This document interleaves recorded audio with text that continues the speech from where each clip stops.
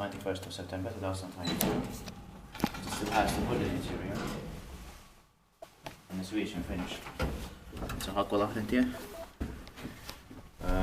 Riksvägen, 2 sticks A, but just one of them. We don't need all three. It was built in 1962 by Kone, but badly modernized in 2010 by Espoon Hissi. Center station 10696 used to be MP6 originally. Yeah. It's going to be inspected in 2024. That is here in Lauttasari rooms, Helsinki, Helsingfors, Finland. iPhones.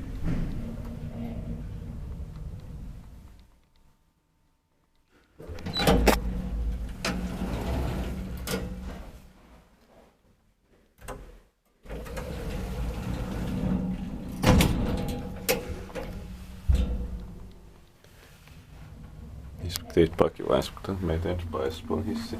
This interior is still in the same style as originally. Yeah. But maybe I think the interior is still partly original. Yeah.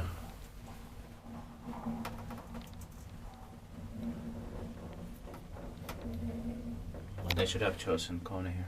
Mm.